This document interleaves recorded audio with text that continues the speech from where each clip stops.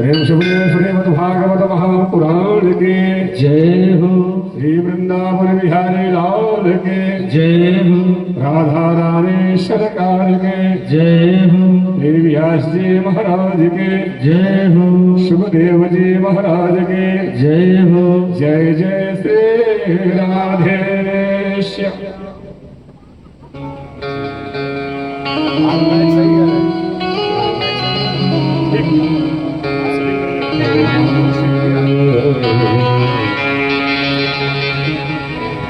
श्री गणेशाय नमः। श्री कृष्णाय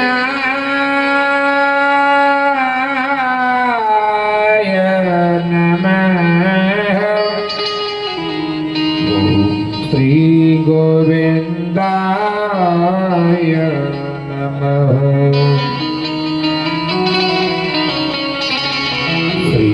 भगवते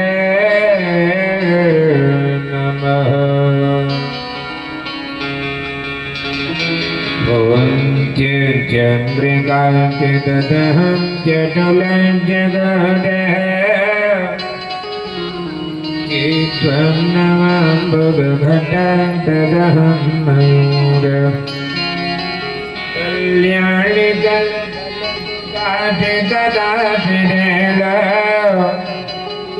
जन बेचल तुरकर जटरंजन यद्यप्यहं गृहवरज्यतपापीनः मातस्तथापि विदुरत्विनुतावकेन तन्मे कृपां कर कृपामये यद्लटदभाव मद्भारती भवतु भारती भूमि भोज्य भूयो निनादय निनादय माणिमेला जंजराजर विमह विधुप्रवीणा यह निज्वर ज्वर सुधार जपानवत्तः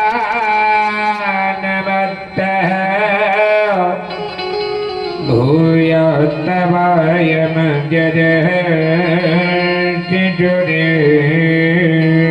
जदत्त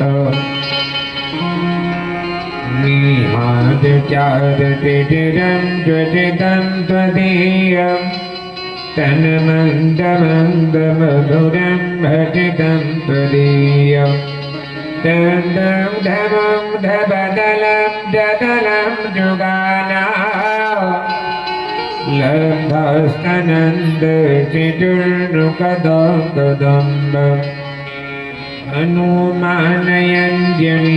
हनुमानयञ्जनीर्जुन वायुपुत्र महाबलः रामेष्टः फल्गुनजः पिङ्गाक्षमित्रविक्रमः उदधे प्रमलजैव सीताशोकविनाशकः लक्ष्मणप्राणदाता च दशग्रीवस्य दर्पः अपने अपने घरन की सबका होगा पेड़ तुम्हें पेड़ सब घरन की धन्य धन्य दुखे जाके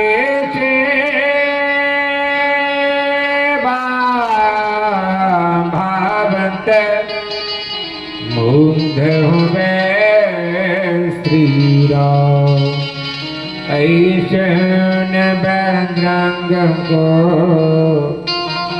बारंबार प्रणाम ऐसन बजरंग को बारंबार प्रणाम।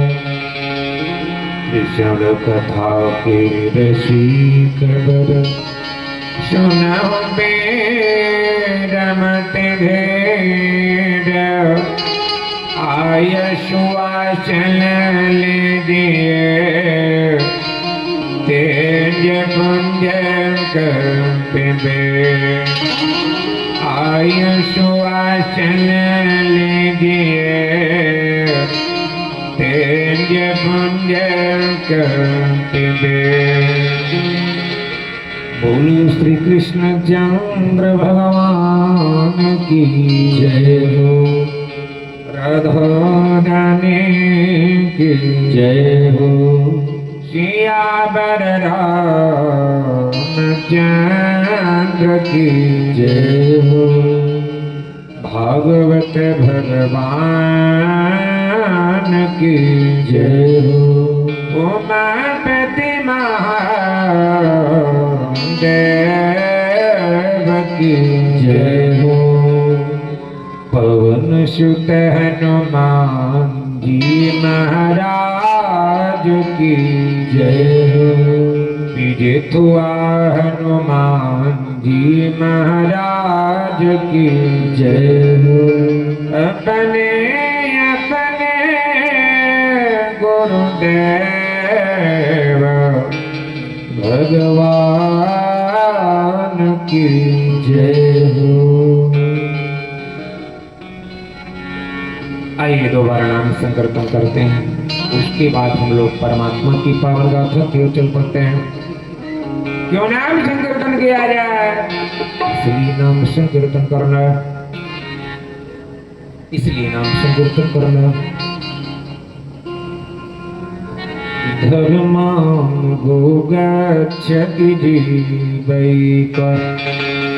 इस जीव के साथ केवल धर्म और अधर्म जाना है। और बहुत सारे प्राणी हैं, जीव हैं, जिनकी शरीर भी काम में आ जाती है। मानव शरीर ऐसी है कि किसी काम में भी आने वाली नहीं।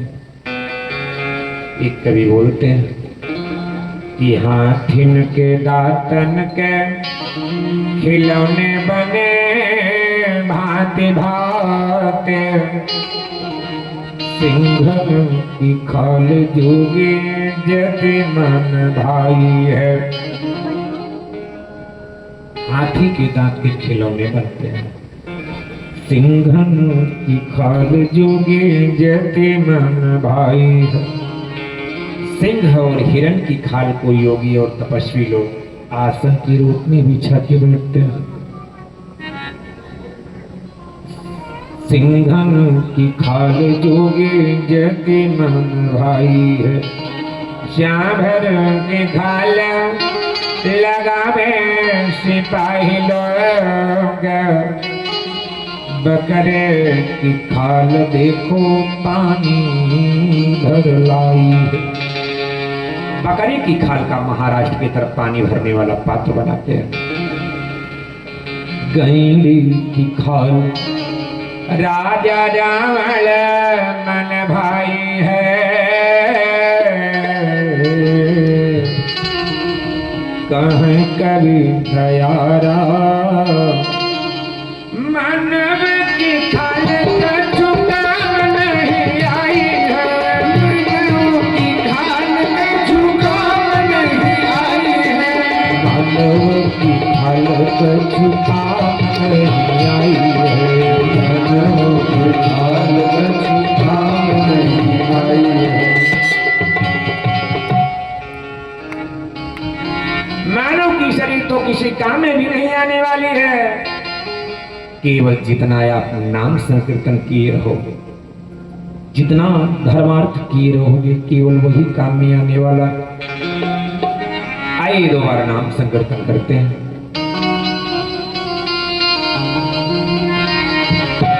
ओम श्री राम जय जय राम। श्री राम जय जय राम। श्री राम जय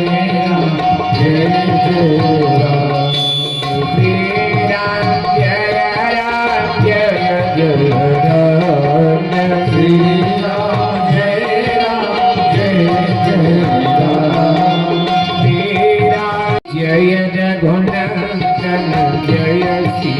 राम जय रघुनंदन जय सिया राम।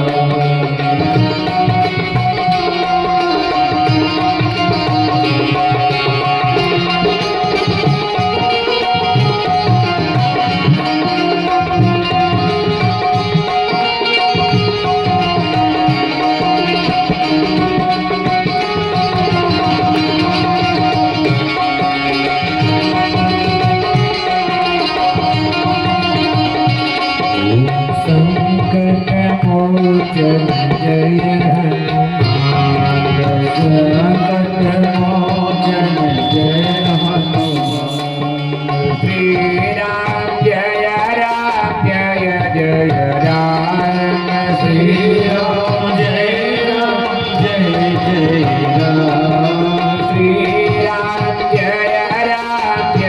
जय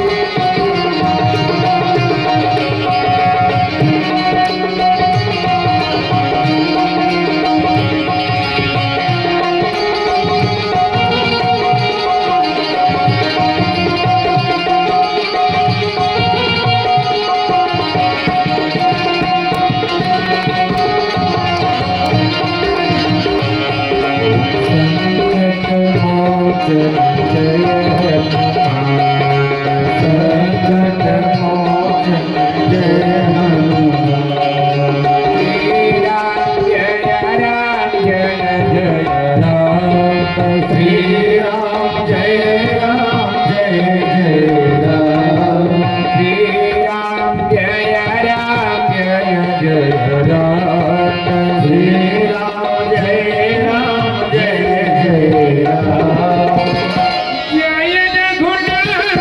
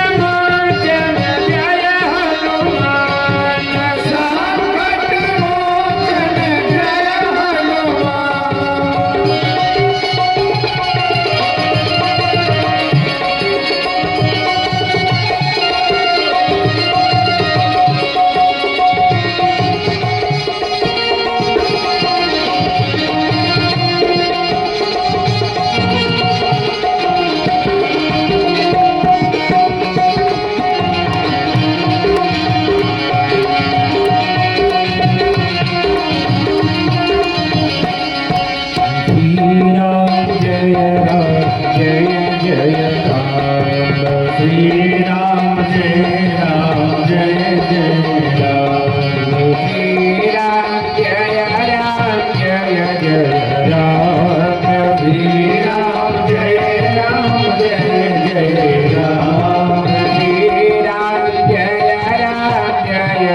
राम श्री राम जय जय रघुनंदन जय सिया राम जय रघुनंदन जय सिया राम। संकट मोचन जय हनुमान संकट मोचन जय हनुमान।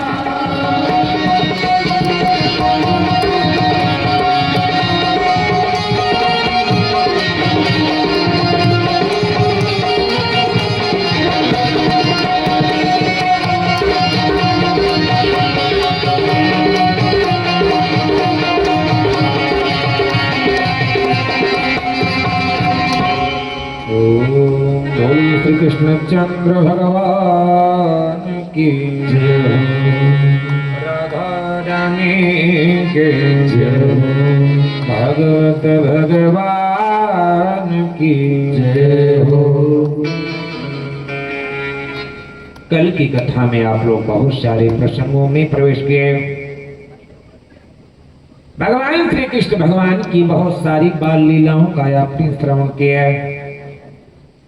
पूतना, अघासुर, बकासुर जैसे राक्षस का उद्धार का वर्णन आपने श्रवण किया और कंस के उद्धार का वर्णन आपने श्रवण किया। उपजा के ऊपर कृपा का वर्णन आपने श्रवण किया। गोपी गीत के महात्म को आपने श्रवण किया। इंद्र के यज्ञ का निवारण आपने श्रवण किया। कालीनाथ का यमुना जी से हटाने का प्रसंग आपने श्रवण किया और कालियन का उद्धार मुचकुंद के ऊपर कृपा का वर्णन आपने श्रवण किया। गुरुदेव के यहाँ किस प्रकार से पढ़ने गए आप ये भी श्रवण किए और कल की कथा पूर्ण होते होते हमारे भगवान श्री कृष्ण भगवान का रुक्मिणी मां के साथ विवाह का प्रसंग भी आपने श्रवण किया। अब हमारे प्रभु विवाहित हो गए। जब विवाहित हो गए ऐसे ही जब श्री राम जी भी विवाहित हो गए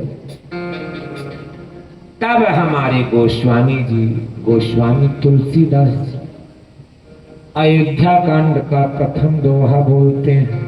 जब सीता मां आ गई तब क्या बोलते हैं कि श्री गुरु चरण सरोज रज निज मन मुकुर सुधार बरन रघुबर बिमल जसो जो दायक फल चार। गोस्वामी जी कहते हैं अब जब मां आ गई तब हम प्रभु की विमल यश की गाथा प्रारंभ करते हैं। अभी तक साथ में मां नहीं थी इसलिए प्रभु की विमल यश की गाथा जो है कहीं नहीं कही गई। जैसी ही मां आती है सीता वैसी बरन रघुबर बिमल जसो और वह विमल यश गाने से और सुनने से मिलता क्या जो दायक फल चार जिससे चार फलों की प्राप्ति होगी। धर्म, अर्थ, काम और मोक्ष की प्राप्ति हो। मोक्ष, सदगति, मुक्ति। वैसे ही हमारी जब रुक्मिणी मां आ गई तो प्रभु के विमल यश की गाथा प्रारंभ हो रही। नित्य उत्सव मनाए जा रहे हैं द्वारिका नगरी। हमारे आपके यहाँ कोई ऐसा स्थान नहीं है जहां नित्य उत्सव मनाया जाए।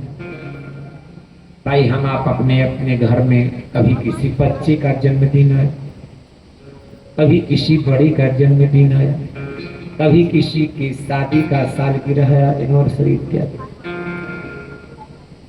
इन समयों पर हम आप उत्सव मनाते हैं लेकिन कोई ऐसा स्थान बताइए जहां नित्य उत्सव मनाया जा सके। है हमारे आपके यहाँ? जी आप तो जानते हैं इनके यहाँ ज्यादा होगा कोटा वाला महीने में एक बार उत्सव मनाया जाए। एक स्थान है नित्योत्सव है मंदिर। मंदिर एक ऐसा स्थान है जहां नित्य उत्सव मनाया जाता है। मंदिर एक ऐसा स्थान है जहां नित्य उत्सव मनाया जाता है।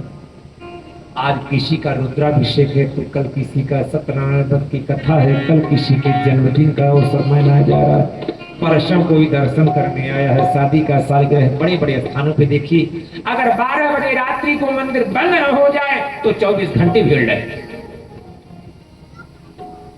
एक स्थान मंदिर है लेकिन एक बात और है, लंका नगरी का वृत्तांत सुनिए।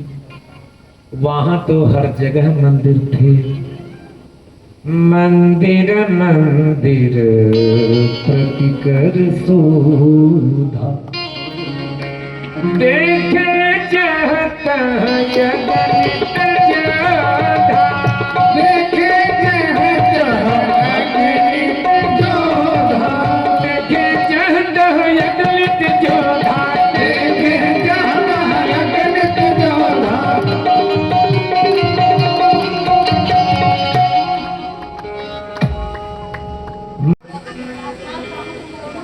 मंदिर में भगवान की रहने की नियमावली, लेकिन लंका में जितने मंदिर हैं, योद्धा हैं, उनमें मंदिर मंदिर हर जगह देख रहे हैं योद्धा। लेकिन आप सुनिए कैसा मंदिर है वो। घर को भी मंदिर बोलते हैं, लेकिन कौन से घर को मंदिर बोलते हैं? वास्तु शास्त्र के हिसाब से जिस मकान की लंबाई चौड़ाई 42 हाथ से कम ना हो, ज्यादा चाहे जितना, तो वह मकान भवन नहीं मंदिर बोला जाता है। तो लंका नगरी में जितने भवन हैं वो 42 हाथ से सब जाति वाले हैं, इसीलिए मंदिर मंदिर प्रतिकर शोधा, देखे जाता यज्ञ जोधा, देखे जाता यज्ञ जोधा, देखे जाता यज्ञ जोधा, देखे जाता यज्ञ जोधा।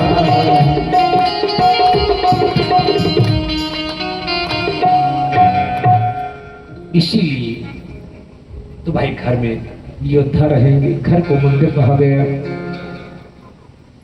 आज नित्य उत्सव मनाया जा रहा है द्वारिका नगरी में। रुक्मिणी माँ जब से आई, जैसे श्री राम जी के यहाँ मनाया जा रहा है। जब ते राम ब्याही घर आए,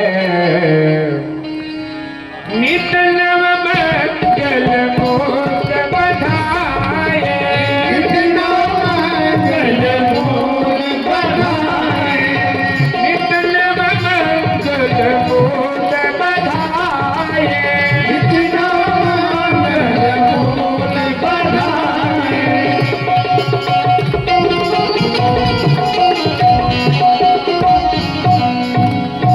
नित नव मंगल मोदन बधाई। ऐसे ही द्वारिका नगरी में नित्य उत्सव मनाया जा रहा है। अब 9 महीने बाद हमारी रुक्मिणी मां को संतान प्राप्ति होती। वो संतान कौन सी है? कौन ऐसे देवता हैं जो भगवान श्री कृष्ण भगवान के पुत्र के रूप में रुक्मिणी मां के गर्भ से जन्म ले रहे हैं? कौन ऐसे देवता है? सुनेगा। पूर्व समय में एक राक्षस हुआ है जिसका नाम था तारकासुर। उसने ब्रह्मा जी से वरदान प्राप्त किया कि भगवान शंकर जी के पुत्र के द्वारा मेरी मृत्यु हो। और उसी समय सती मां का देहावसान हुआ। वो जानता था जब पत्नी नहीं तो पुत्र नहीं, और पुत्र नहीं तो मेरी मृत्यु नहीं, मेरी मृत्यु नहीं। अब त्रैलोक में हाहाकार मचा दिया, लोगों को जीने नहीं दे रहा है, परेशान कर रहा है। सती मां पार्वती मां के रूप में जन्म ले लेती है, तपस्या करती है, लेकिन भगवान शंकर जी समाधि से नहीं जग रहे। भगवान शंकर जी की समाधि भंग करने के लिए कामदेव को भेजा गया। देवताओं ने कामदेव को भेजा। कामदेव के पास काम वासना वाले 5 बाण, एक एक करके उन्होंने 5 बाणों का प्रयोग कर दिया। जैसे ही 5वीं बाण का प्रयोग करते हैं, शंकर तीसर नयन उठा जी तीसरा नेत्र खोलते हैं, क्रोध रूपी अग्नि निकलती है और कामदेव जलकर के भस्म हो। अब जब जल करके भस्म हो गए तो कामदेव की पत्नी रति विलाप करने लगती।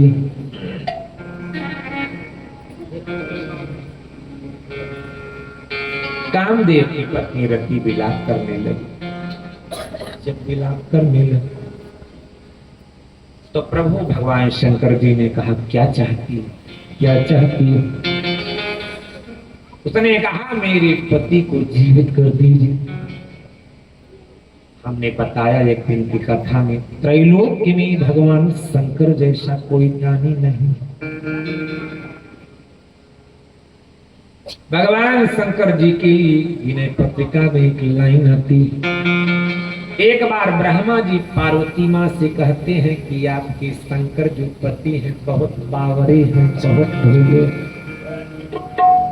बावरों हैं,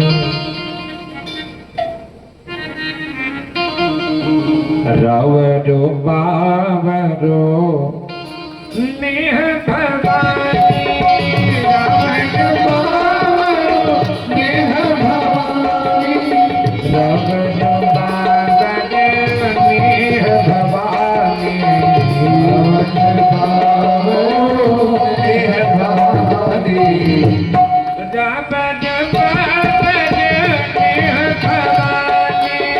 रावण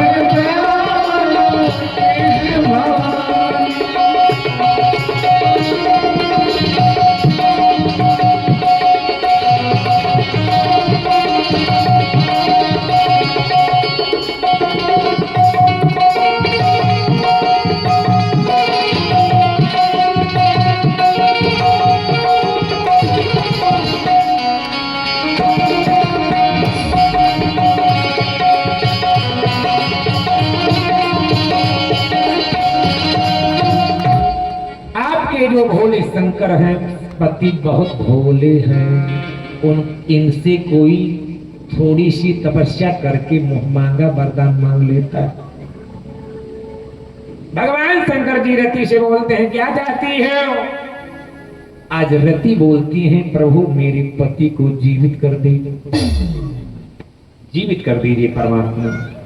भगवान शंकर जी बोलते, हे देवी, बोलते हे देवी, तुम्हारे पति कब जीवित होंगे? जब यदुवंश कृष्ण अवतारा होई हजन महामहिमा,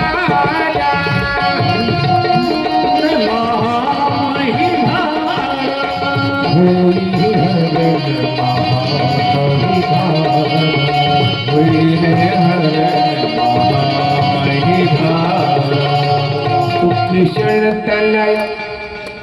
कृष्ण तनय हुई है पति तोरा, बचल अन्यथा हो न मोरा, बचल अन्यथा हो न मोरा, बचल अन्यथा हो न मोरा, बचल अन्यथा हो न मोरा।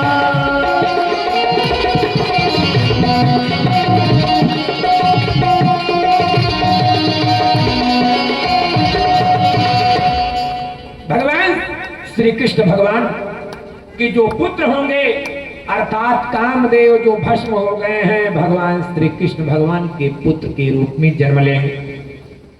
आज वही कामदेव रुक्मिणी मां की गर्भ से प्रद्युम्न के रूप में जन्म ले रहे। हमारे सुखदेव भगवान बोलते हैं, प्रद्युम्न इति विख्यात है सर्वतो नवमः पितो। उत्सव मनाया जा रहा है, पुत्र प्राप्ति हुई, पुत्र प्राप्ति है। अभी हमारी प्रद्युम्न जी सूतिका गृह में है, शोवर गृह में। इसी बीच एक राक्षस हुआ जिसका नाम था शंबरासुर। उसे ज्योतिषियों के द्वारा पता चला कि मेरी मृत्यु भगवान श्री कृष्ण भगवान के पुत्र के द्वारा हो, पुत्र के द्वारा हो। अब वह मायावी भेष धारण करके पहुंचता है और प्रद्युम्न जी का हरण करके आकाश मार्ग से लेके जा रहा है। रास्ते में नारद जी मिले। नारद जी कहते हैं, हे राक्षस राज, इस बच्चे को आप क्या करोगे ले जाकर? उसने कहा, इस बच्चे को मैं मारूंगा, ये मेरी मृत्यु का कारण है। तो नारद जी ने कहा, आप राक्षस राज हो, एक बच्चे को आप तलवार से मारोगे, आपके लिए शोभायमान नहीं, कोई और उपाय कर दीजिए, मर जाए। उसने विचार किया कि मैं समुद्र के ऊपर से जा रहा हूं, क्यों न मैं समुद्र में डाल दूं, अपने आप ही बड़ी बड़ी जीव खा ले। उसने समुद्र में डाल दिया प्रद्युम्न जी को। जैसे ही समुद्र में डालता है, एक बहुत बड़ी मछली ने निगल लिया प्रद्युम्न जी को। और उसी दिन मछुआरे लोग बहुत बड़ी जाल लगाई समुद्र में, वो भी मछली फंस गई जिसने प्रद्युम्न जी को निगल लिया, जिसने प्रद्युम्न जी को निगल लिया। किनारे पर लाए बहुत विशाल मछली थे। उन सब ने विचार किया कि इस मछली को हम क्या करें। सबके मन में आया कि हमारे यहाँ के राजा संबरासुर, क्यों न हम इस मछली को उनको भेंट के रूप में, उपायन के रूप में प्रदान कर दें। ले गए मछुआरे लोग, भेंट के रूप में, उपायन के रूप में प्रदान की। उसने भोजनालय में भिजवा दिया मछली को। भोजनालय में कई लोग पुरुष थे भोजन बनाने वालों में, एक महिला थी भोजन बनाने में।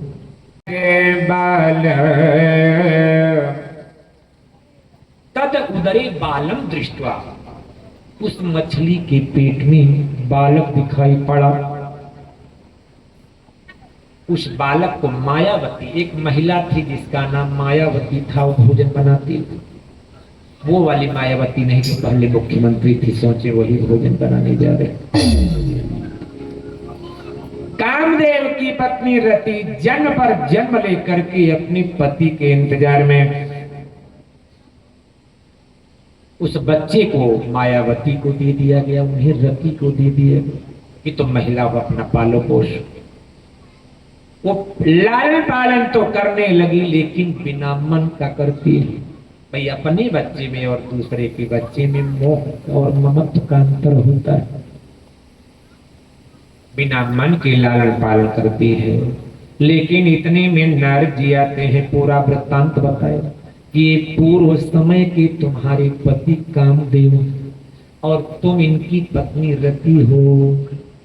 जैसे ही उसने इतना सुना, रासायनिक विद्या के द्वारा उसने बहुत जल्दी बड़ा कर दिया। नाते दीर्घेण कालेन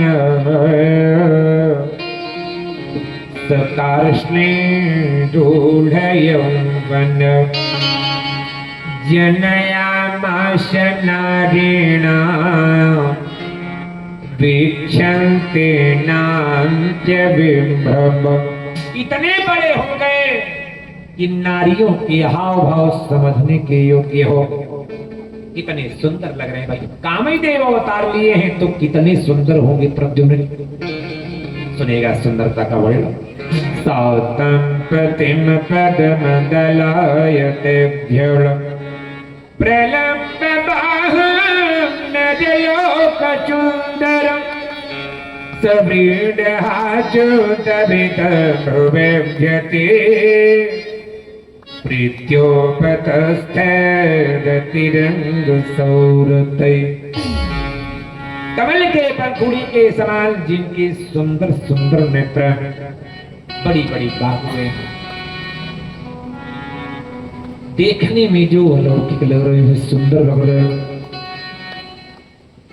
आज प्रद्युम्न जी बोल पड़े, हे माया आपने तो मुझे लालन पालन करके बड़ा किया, आप मेरी माँ हुई, तब आप मेरे ऊपर पति वाला भाव क्यों रखती हो, पत्नी वाला रोल आप क्यों अदा कर रही? तो मायावती बोलती है, आप अपने आप को नहीं जानते हो, मुझे भी जान लो आप। भगवान नारायण सुत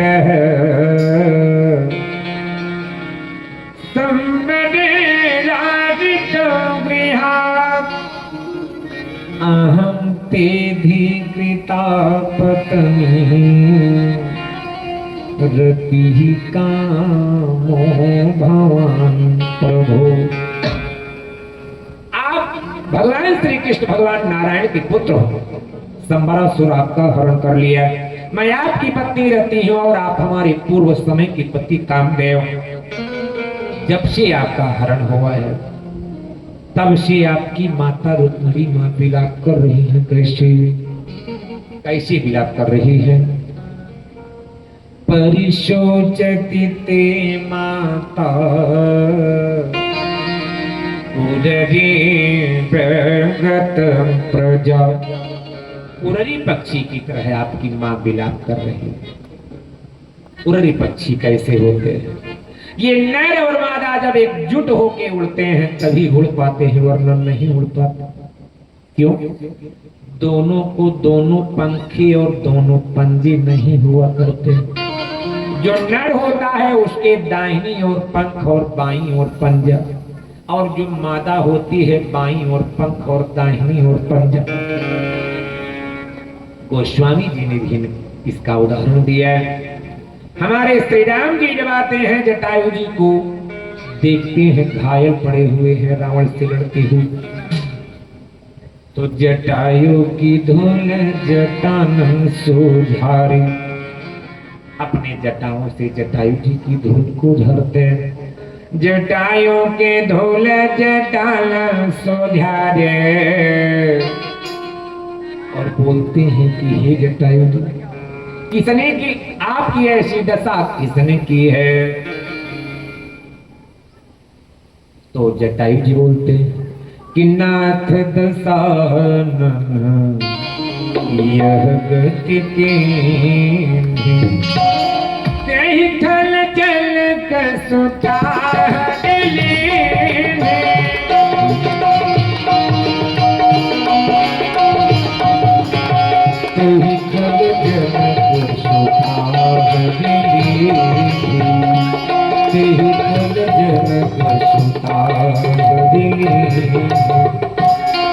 कहाँ ले गया है वो? लय दक्षिण देशे गए गोसाए, बिलपति को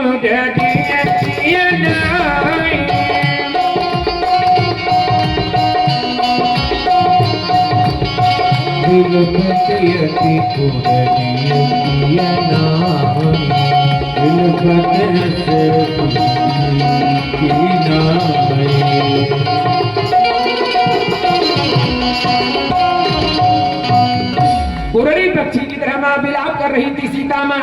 पुरनी शब्द वहां भी आया और यहां भी आया। और जैसे कोई नई गाय बच्चा दे और बच्चा खो जाए, जैसे वह गाय विलाप करेगी वैसे ही रुक्मिणी मां विलाप कर रही। इन सब का एक कारण है शंबरासुर।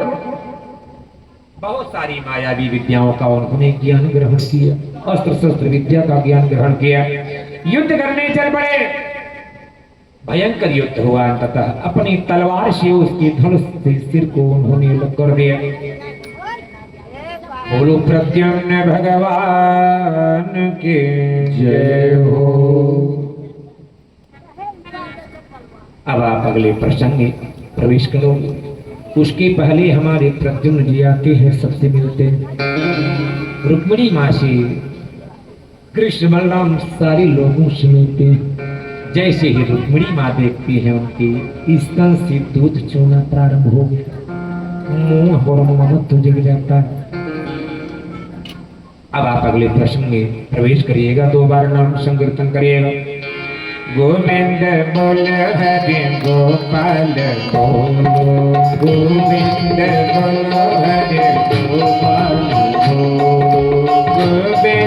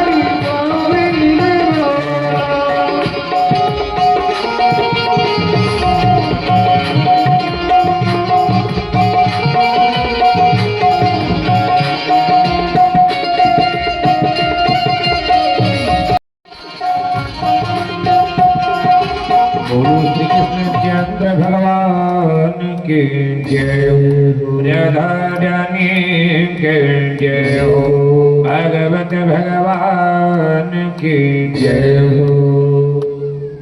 अब आप अगले प्रसंग में प्रवेश करने जा रहे हैं। अगले प्रसंग का महात्म क्या है, सुनने से क्या होगा जो आप सुनने जा रहे हैं प्रसंग। अगर किसी को कलंक लगा होगा, कलंक मतलब झूठा दोषारोपण, तो अब आप ये जो कथा सुनने जा रहे हैं उसके सुनने से वो कलंक मिट जाएगा। तो जिसको नहीं लगा होगा वो सोचेगा हम क्यों सुन, बेकार प्रभाव है।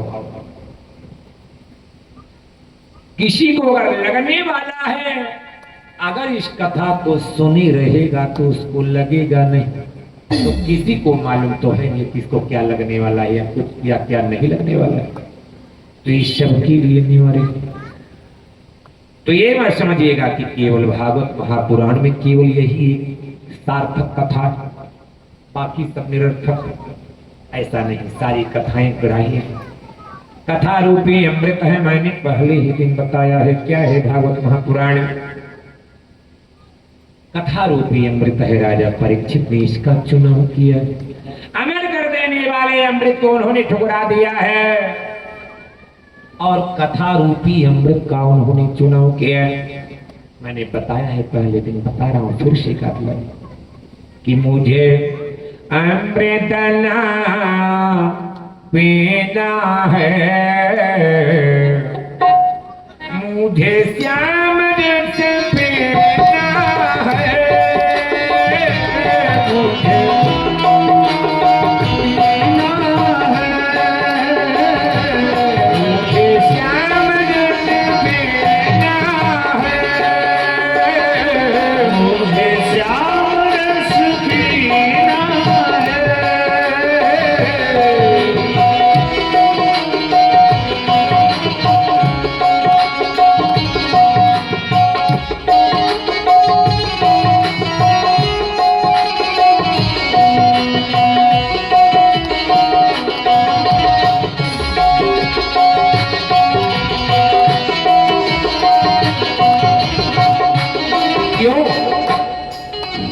जीते जी मिलता है वो मेरे बद भारी है, वो मरने बड़े भारी है।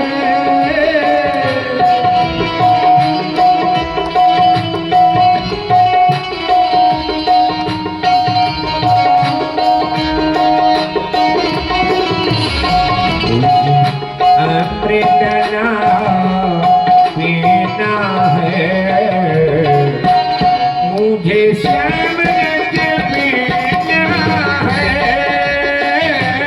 मुझे श्याम रस पीना है।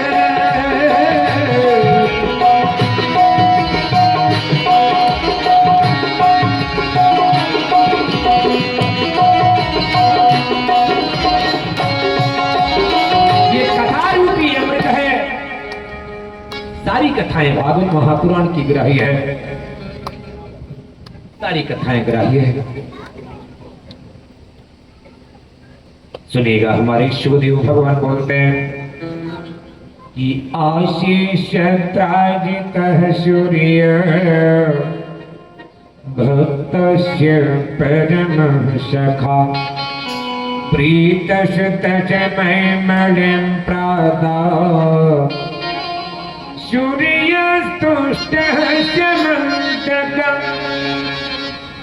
द्वारिका नगरी में एक सत्राजित नामक यादव रहा करता था। सूर्य भगवान का बहुत बड़ा भक्त था।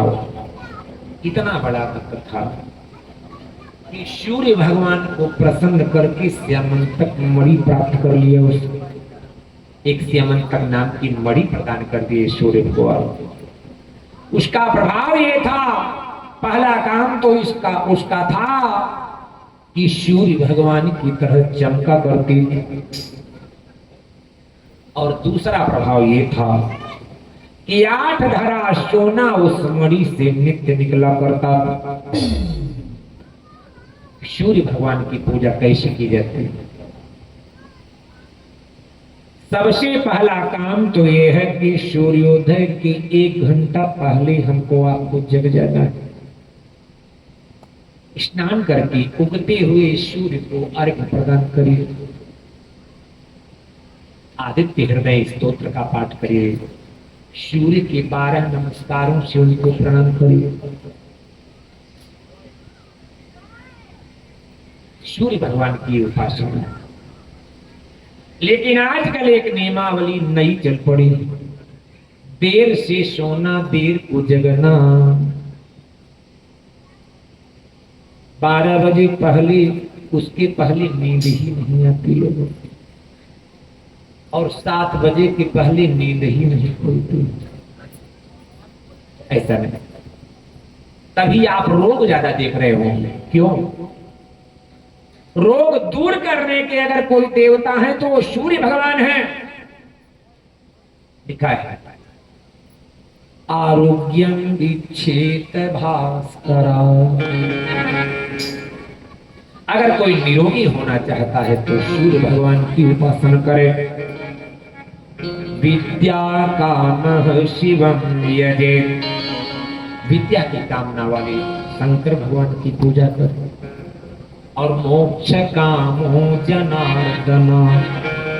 मोक्ष की कामना है तो विष्णु भगवान की पूजा करना।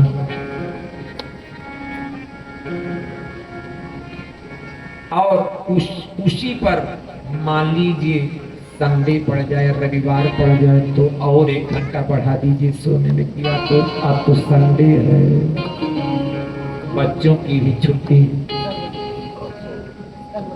क्या कभी सूर्य भगवान और चंद्रमा में प्रकृति के नियमावली लोग जो है क्या कभी छुट्टी मनाए? कभी नहीं मनाए, कभी छुट्टी नहीं मनाए। सुनेगा, केवल मनुष्य को छोड़ करके प्रकृति में जितने लोग हैं सबकी एक नियमावली बनी हुई। जग में सचर अचर जितने हैं सारी कर्म निरत हैं। धुन है एक न एक सभी के, सबके निश्चित व्रत हैं। धुन है एक न एक सभी के, सबके निश्चित व्रत हैं।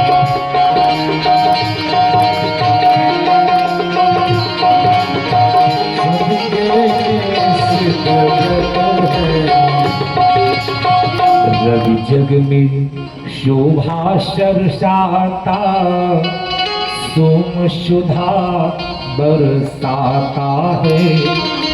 सब लगे कर्म में अपने, निष्क्रिय कोई न आता है। निष्क्रिय कोई न आता है।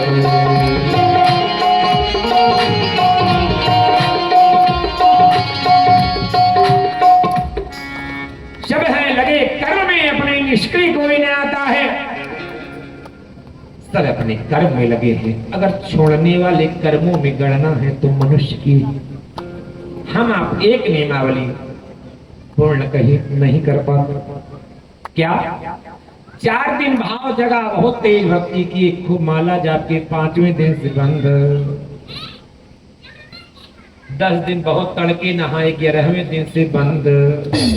नियमावली हम आप नहीं निभा पाते। अब वह जो है सत्राजित नामक यादव, सूर्य भगवान ने जो 7 तक मणि दिया, उस मणि को पहन करके भगवान के राजभवन की ओर चल पड़ा। ऐसी वस्तुएं आप लोगों ने देखा होगा कि लोग बाहर करके पहनते हैं। वो आजकल एक सोने की चली है, सकड़िए से बरी हुई, लोग बाहर करके पहन के चलते हैं। देखा होगा आप लोगों ने। यही नहीं, माताओं का भी जितना ही बड़ा मंगलसूत्र उतना ही बाहर। एक उदाहरण दे रहा हूं। एक जगह हम लोग गए थे कथा में।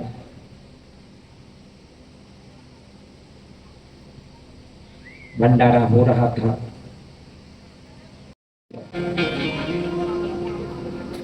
तो इन बातों को भी हमको आपको ध्यान देना चाहिए। श्री कृष्णाय नमः। आज वो मणि पहन करके भगवान के राजभवन की ओर चल पड़ा। तो चमक की वजह से उसकी मणि से चमक जो आ रही थी, तो भगवान के द्वारपाल पहुंचते हैं और बोल पड़े प्रभु से कि हे प्रभु, ऐसा लग रहा है कि नारायण नमस्तेस्तु शंख चक्र गदाधर दामोदर गोविंदाक्ष गोविंद यदुनंदन। हे गोविंद, हे यदुनंदन, हे दामोदर, ऐसा लगता है आपसे मिलने सूर्य भगवान आ रहे। मणि के चमक की वजह से भगवान हंसी और हंस के बोल पड़े, सूर्य भगवान नहीं है, वो तो सत्राजित नामक यादव है। अब वो नजदीक आया, बैठता है, वार्तालाप हुई। जब चलने लगा तो भगवान बोलते हैं, ऐसी वस्तुएं राजाओं को शोभायमान होती हैं, ये मणि तुम अपने यहाँ द्वारिका के राजा को दे, और इसमें से जो 8 खरा मणि सोना निकलता है, इस मणि से तुम उस सोने को लेते जाओ।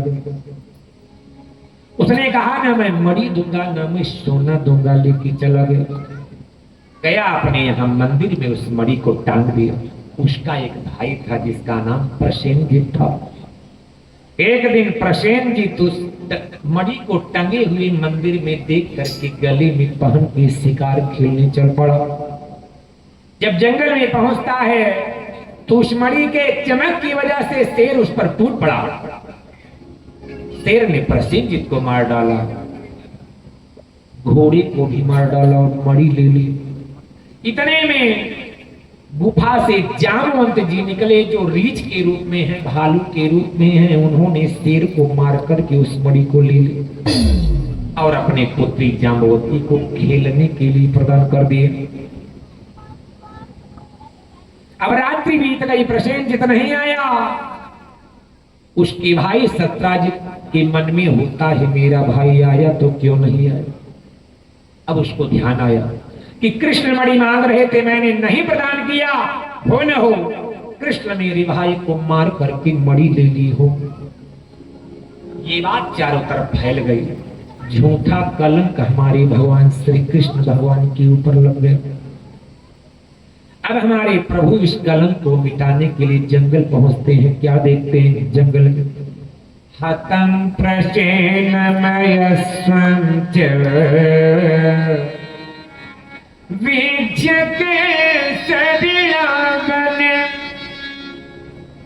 एक जगह प्रसेनजीत मरा पड़ा है, बगल में घोड़ा मरा पड़ा है, थोड़ी दूर पर शेर भी मरा पड़ा।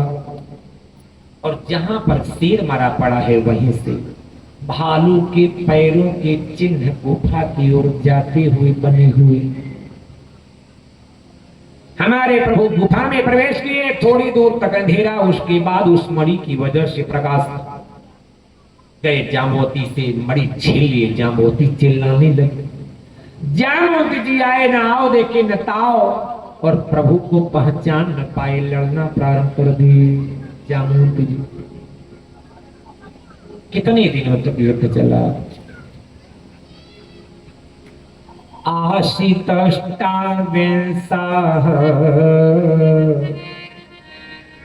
इतरेतर मुष्टिभिः। लगातार 27 दिनों तक युद्ध चला।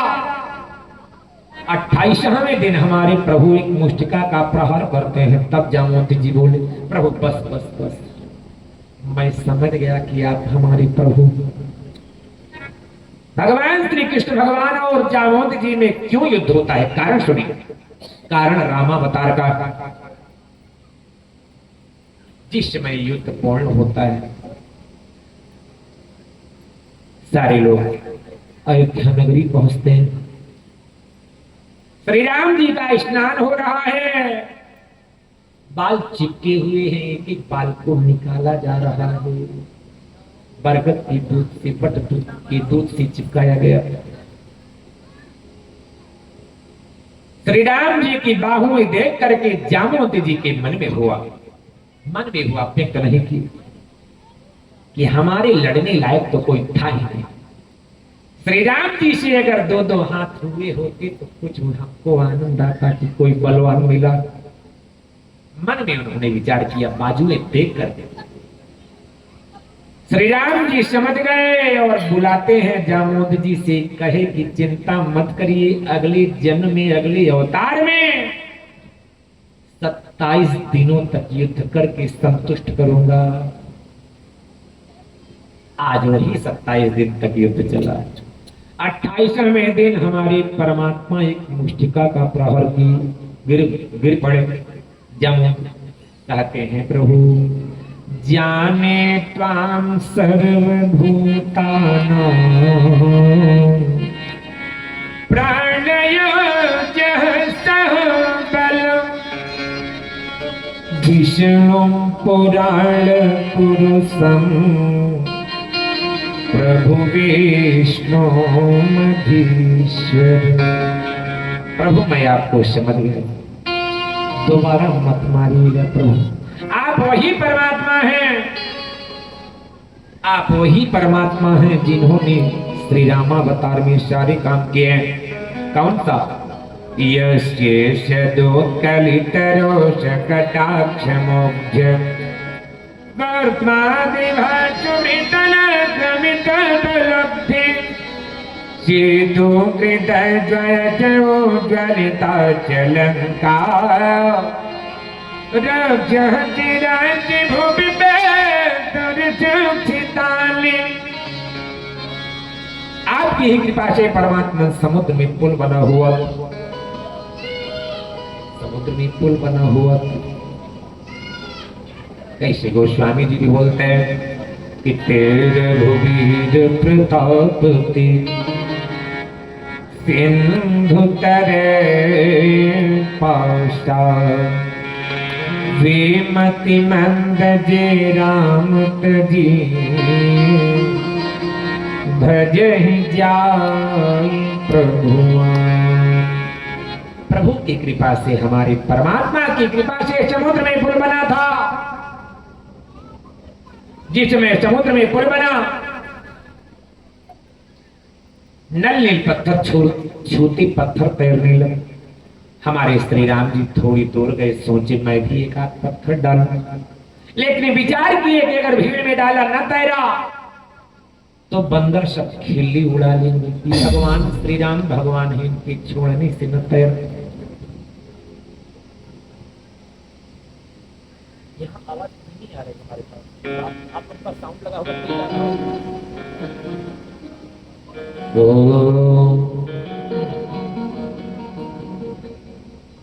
हमारे श्री राम जी थोड़ी दूर पर गए, हनुमान जी पीछे पीछे लगे हुए हैं। जितना बड़ा पत्थर उठाए श्री राम जी और जैसी छोड़े गपर से डूब गए। सोची बड़ा रहा हो, और छोटा उठाए वो भी डूब गया, और छोटा वो भी डूब गया, इतना बड़ा वो भी, एक कंकड़ उठाए वो भी डूब गया जैसे फिर। तो हनुमान जी बोलते हैं, प्रभु आप कर क्या रहे हो? क्या कर रहे हो प्रभु?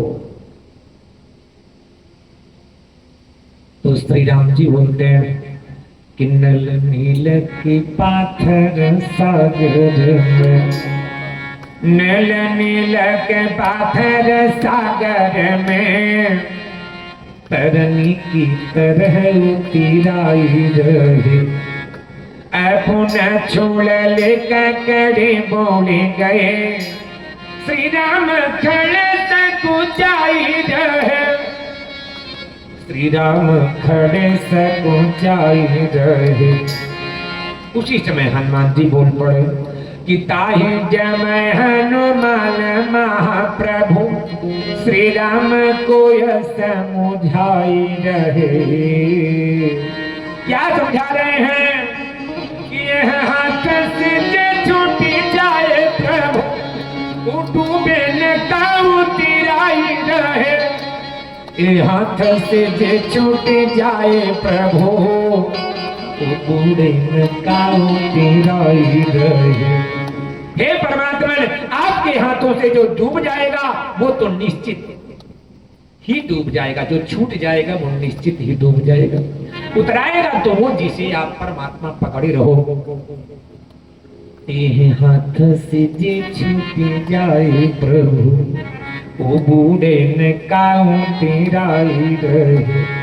सीधी सी बात आप लीजिए, भगवान के हाथ से जो छूटेगा वो तो डूबेगा ना, उतराएगा तो वो जिसे परमात्मा पकड़े रहेंगे, जिसे परमात्मा पकड़े रहेंगे। आइए अब जो है